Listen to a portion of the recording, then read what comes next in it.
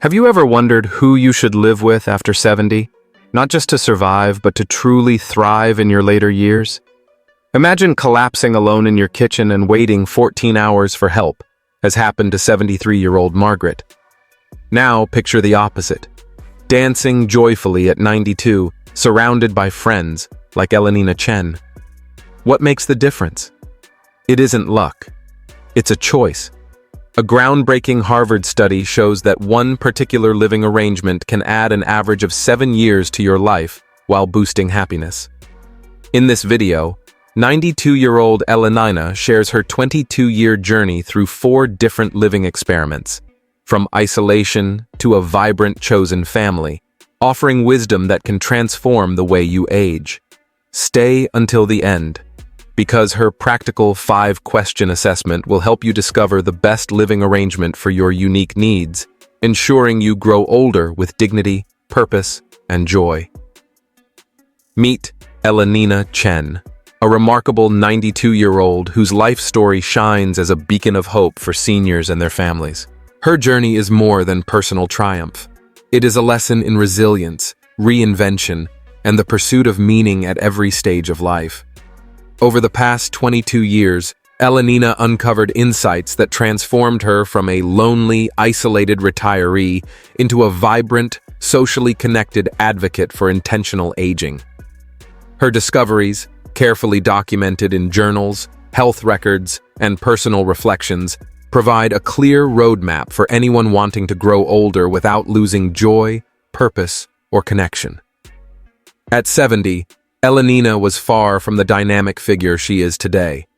A retired librarian from Portland, Oregon, she lived alone in the modest 2-story home she had shared with her late husband Daniel for more than 3 decades. His passing 2 years earlier left a painful void that she tried to fill with routine and self-reliance. Her 2 adult children, Sarah and Michael, had built lives on opposite coasts, and Elanina became determined to prove she could thrive independently. "I told myself I was fine," she recalls, her voice weighted by memory. "I thought independence meant doing everything on my own, no matter the cost." But her story is not unusual. It mirrors the experiences of millions of seniors who, in the pursuit of independence, unintentionally fall into isolation. The belief that aging in place is the highest form of autonomy often overlooks a critical truth. A house is just a structure without the warmth of human connection. What set Elanina apart was her refusal to accept loneliness as inevitable. Over the next decade, she launched a bold experiment, trying 4 distinct living arrangements, each one a chapter in her search for balance between independence and community. With the precision of a librarian, she tracked her physical health, emotional well-being, and social engagement, creating a treasure trove of insights. At 92, Elanina is not only healthier than she was at 80, but she also enjoys a social network that rivals those of people half her age. She has become an informal mentor to seniors facing the same crossroads she once encountered, offering practical advice rooted in both experience and research. Before diving deeper into her journey, it's important to understand the broader context of her transformation, the epidemic of loneliness affecting millions of older adults. Loneliness is more than an emotional state. It is a public health crisis with serious physical consequences. In 2023, U.S. Surgeon General Dr. Vivek Murthy issued a landmark advisory comparing the health risks of loneliness to smoking 15 cigarettes a day. For seniors, the stakes are even greater. Research from the National Institute on Aging shows that adults over 65 who live alone face a 50% higher risk of dementia, a 30% increased risk of cardiovascular disease, and a faster decline of the immune system compared to those with strong social networks. Social isolation triggers a cascade of damaging effects: elevated cortisol levels, chronic inflammation, and weakened immunity that accelerate aging and worsen chronic illness. Elanina experienced these effects firsthand.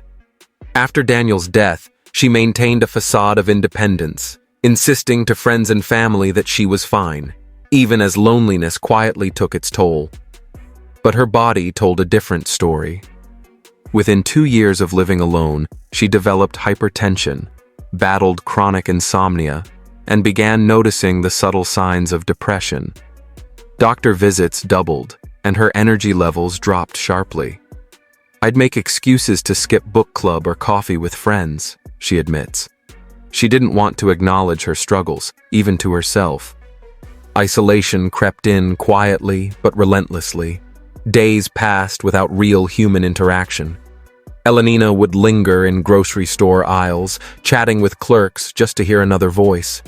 At home, the television became constant background noise, creating only the illusion of company. "I was alive, but I wasn't living," she recalls, her words heavy with clarity. What startled her most was the science that explained her feelings. Research from the University of Chicago shows that perceived social isolation triggers the same stress response as physical danger, flooding the body with cortisol and inflammatory markers that speed up aging. This reaction isn't about being introverted or avoiding people. It's a primal survival response, rooted in evolution when social bonds meant safety. The epidemic of loneliness is dangerous because it hides behind the appearance of independence. Many seniors, like Elenina, resist asking for help, afraid of burdening their families or appearing weak. Society often praises aging in place, but the reality is harsher. A home, no matter how familiar, can become a prison without connection. "I thought I was protecting my independence," Elenina reflects, "but I was sacrificing my health and happiness." Her breaking point arrived during a 3-day winter power outage in her 70s. Alone in her dark, cold house, she thought, "I could disappear and no one would notice for weeks." That moment of stark clarity sparked a decision that would change her life. Elenina resolved to age with intention, seeking not just a place to live, but a way to live fully. Her first experiment was living with family. It seemed like the obvious choice, moving in with her daughter Sarah and her family in Seattle. Sarah had gently encouraged the idea for months, and her husband Tom even converted their basement into a cozy apartment with a private bathroom and kitchenette. It felt like the natural next step, Elenina recalls. Sarah wanted her nearby, and she believed the move would strengthen their bond. At first, the transition was smooth. Elenina enjoyed helping with household chores, sharing family dinners, and spending time with her teenage granddaughter, Lily. For several weeks, the arrangement seemed ideal. Sarah felt comfort knowing her mother was safe, and Elenina appreciated the companionship. But within 3 months, subtle tensions began to surface. The problem wasn't conflict or lack of love, but the quiet erosion of boundaries. Elenina felt guilty when she longed for solitude, knowing Sarah expected her to join in family activities. Sarah, in turn, felt responsible for her mother's happiness, creating an unspoken pressure that weighed on them both. "I found myself tiptoeing around their routines, trying not to be a burden," Elenina recalls. "But I also felt like I was losing myself, becoming grandma instead of Elenina." Sarah began making small decisions for her mother, choosing meals, suggesting activities, assuming she knew best. Lily, who was initially thrilled to have her grandmother nearby, began feeling her privacy invaded, especially when Elenina used her bathroom during a water heater malfunction. The breaking point came during a family discussion about finances. Elenina wanted to contribute to household expenses, but Sarah insisted it wasn't necessary, hoping to ease her mother's mind. What was meant as kindness turned into tension. Elenina felt like a dependent guest, while Sarah felt unappreciated for her efforts. "We both had the best intentions," Elenina says, "but good intentions aren't enough without clear communication." Research from AARP confirms these struggles, showing that 68% of multi-generational households face similar challenges within the first year. The problems often stem not from lack of love, but from conflicting needs for autonomy, different life stages, and undefined roles. Elenina realized that successful multi-generational living requires clear agreements about boundaries, responsibilities, and personal space. Some families make it work beautifully, but only when expectations are aligned from the start. After 6 months, she made the difficult decision to move out. It wasn't a failure, she emphasizes. It was a lesson in what I truly needed.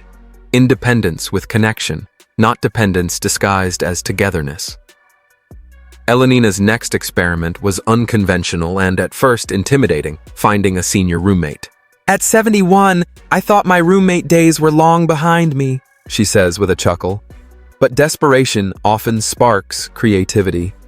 Through a local senior housing program, she was matched with Dorothy, a 68-year-old retired teacher rebuilding her life after a divorce. The process of finding a compatible roommate was far more thorough than Elenina expected. Over several weeks, the two women met for coffee, discussing everything from daily routines to deeper values. We created a compatibility questionnaire that could rival any dating app, Elenina jokes. Their talks covered practical matters, sleep schedules, cleaning habits, visitor policies, and pet peeves, as well as lifestyle differences. Dorothy was an early riser who loved gardening, while Elenina enjoyed late nights with a book.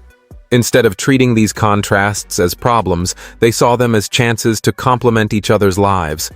Both valued independence but longed for companionship, and both wanted to preserve their identities while building a supportive home together. The arrangement turned out to be transformative. They rented a 2-bedroom apartment, splitting expenses to ease financial strain. Elenina handled dinner while Dorothy took charge of breakfast and lunch. They kept separate bedrooms for privacy, but shared the common spaces for company. For Elenina, simply having Dorothy there lifted the constant worry of living alone. I wasn't afraid of falling or facing a medical emergency with no one around, Elenina explains. But I also didn't feel like I was giving up my freedom. The emotional benefits were profound. Dorothy became her adventure buddy, encouraging her to try new activities like pottery classes and weekend hikes. They developed a rhythm of parallel living, sometimes sharing meals or movie nights, other times pursuing separate interests, but always with the comfort of knowing someone cared. The arrangement lasted 2 years, ending when Dorothy moved to be closer to her grandchildren. Those were 2 of my happiest years, Elenina reflects. Dorothy showed her that chosen family can be just as meaningful as blood family. Research from the National Shared Housing Resource Center supports this experience, noting that senior roommate arrangements succeed 78% of the time when thorough screening and clear agreements are in place. Key factors include compatible lifestyles, transparent financial arrangements, and mutual respect for independence. Living with Dorothy taught Elenina how to voice her needs and compromise without losing herself. She says it prepared her for the next chapter. Elenina's third experiment opened her eyes to something she hadn't known existed: intentional senior communities. I thought senior living meant nursing homes or cookie-cutter retirement villages with bingo nights, she admits.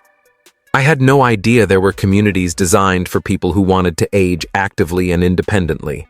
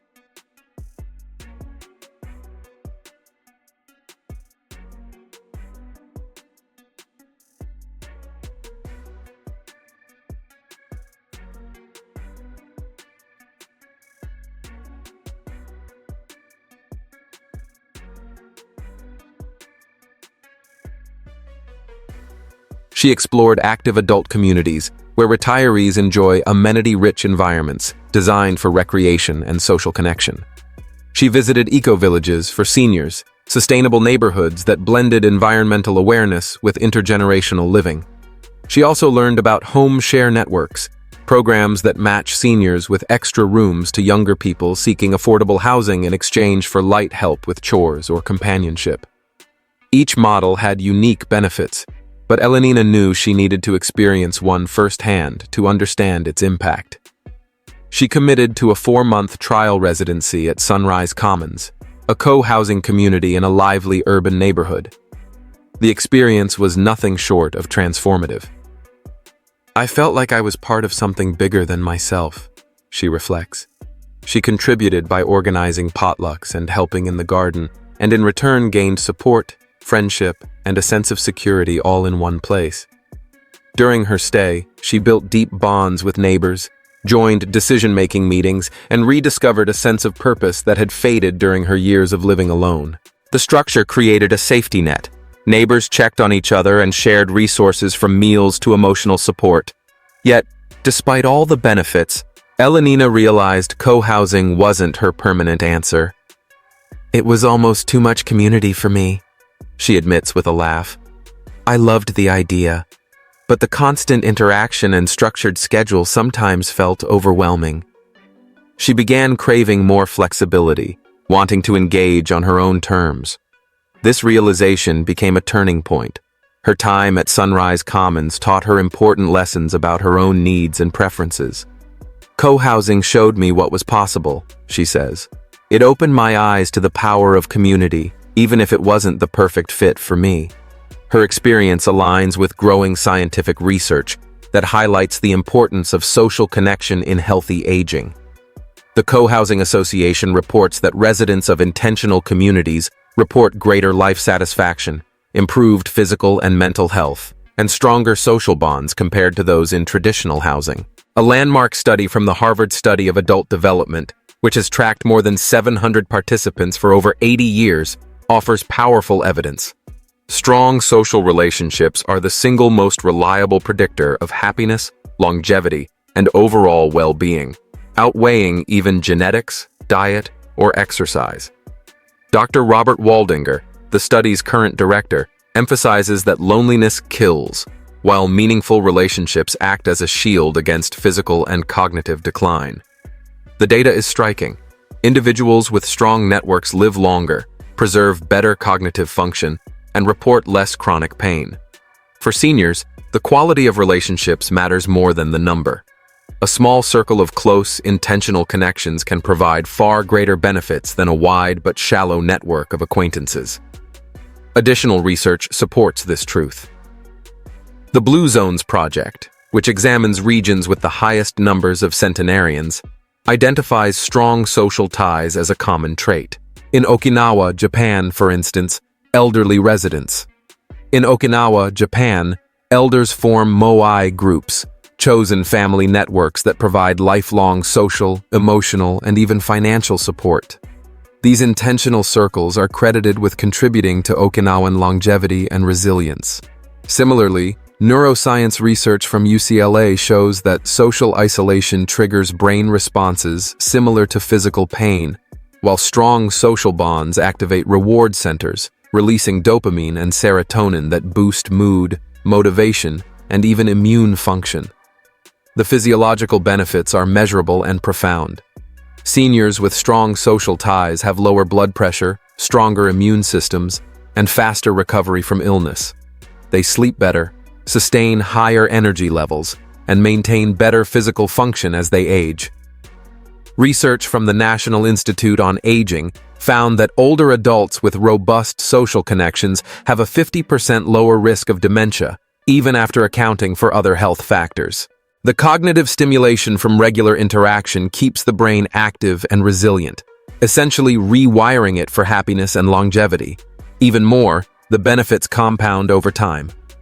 Each year of meaningful relationships builds upon the last, creating a virtuous cycle that extends both lifespan and health span. For Elenina, the greatest revelation went beyond co-housing or traditional models. Her most profound discovery came later, reshaping her entire view of what it means to age with intention. After years of experimentation, she realized the secret to thriving in later life wasn't about finding the perfect place to live, but about creating intentional relationships that balanced independence with deep connection. I stopped asking, "Where should I live?" and started asking, "How do I want to live?" She explains. This shift in perspective led her to create what she calls chosen family clustering, a revolutionary approach that combines the freedom of independent living with the support of a close-knit community. It began with a bold but simple choice. She moved into a duplex in a walkable, intergenerational neighborhood and persuaded her longtime friend Martha to rent the unit next door. It wasn't a typical roommate arrangement. They each maintained their own homes, but shared what Elenina describes as intentional proximity. This setup gave them the benefits of closeness, shared meals, spontaneous conversations, and mutual support, while still preserving privacy and autonomy. Inspired by this arrangement, Elenina invited 6 other women in her community who were also living alone. Together, they formed what they lovingly call the Village, a chosen family network built on shared values and a commitment to aging well together. The Village runs with remarkable flexibility and purpose. They gather weekly for rotating dinners, each member taking a turn to host, creating a sense of equality and contribution. A group text keeps them connected for daily check-ins, grocery trips, and spontaneous activities. They also built informal support systems around each member's strengths. Elenina, with her sharp vision, became the driver, while Martha, a tech enthusiast, helped troubleshoot devices. Susan, a natural planner, organized their monthly adventures from museum visits to nature hikes. What made the Village so effective was its foundation of mutual choice and benefit. Unlike family obligations or the formal rules of co-housing, the Village allowed members to engage as much or as little as they wished, always knowing support was close at hand. They celebrated holidays together, planned group vacations, and stood by each other during health challenges or personal crises. We've become each other's emergency contacts, adventure buddies, and chosen family, Elenina explains. We have all the benefits of close relationships without the complications of living under the same roof. Over 5 years, the Village evolved naturally. Some members moved away, while new ones joined, bringing fresh perspectives and renewed energy. Together, they weathered health scares, family losses, and major transitions, growing stronger each time. Their success inspired other seniors in the community to create similar networks, sparking a ripple effect of connection and support. Elenina's chosen family model addressed one of the core challenges of aging: how to maintain independence while ensuring meaningful connection and practical support. I don't need someone to take care of me, she emphasizes. I need people who care about me and whom I care about in return. Elenina's journey is more than an inspiring story. It is a practical blueprint for anyone seeking to design a living arrangement that truly aligns with their needs and aspirations. Drawing on her 22 years of experimentation, Elenina developed a 5-question assessment to help others find their ideal setup. This framework, grounded in self-reflection and intentionality, empowers people to make informed choices about how to age with both purpose and connection. The first question: what's your independence level? Assess your physical, financial, and emotional independence on a scale of 1 to 10. Higher scores, 7 or above, suggest greater flexibility in choosing arrangements like independent living or chosen family models. Lower scores indicate a stronger need for built-in support systems such as assisted living or multi-generational households. When Elenina created her Village, she scored 8 out of 10, showing strong physical and financial independence, but a moderate need for emotional support. That balance guided her toward a flexible, community-based solution. The second question: what's your social energy style? Consider how much interaction truly energizes you. Seniors with high social energy often thrive in co-housing, where constant engagement is the norm. Those with moderate social energy, like Elenina, prefer regular but structured connections, making chosen family models a natural fit. Individuals with low social energy may favor occasional but meaningful interactions, such as living near family or sharing space with a roommate. The third question: what are your non-negotiables? Identify your top 5 priorities: privacy, financial autonomy, decision-making control, regular social connection, or access to emergency support. For Elenina, privacy and the ability to make her own choices were essential, which ruled out highly structured communities. Use your list of priorities to evaluate living arrangements, making sure they align with your core needs. The fourth question: what's your risk tolerance? Consider your comfort with new situations, meeting unfamiliar people, or adjusting to different routines. Elenina's moderate risk tolerance allowed her to experiment with the village concept. Those with high risk tolerance may thrive in co-housing or intentional communities, while those with lower tolerance might prefer familiar options like living near family. The fifth question: what's your legacy vision? Reflect on how you want to spend your later years and the legacy you hope to leave behind. Elenina's vision of vibrant aging and community contribution led her toward chosen family clustering. For someone focused on family bonds, multi-generational living might be the best choice. If the priority is adventure or personal growth, intentional communities could be a better fit. Elenina encourages starting with small experiments before making permanent decisions.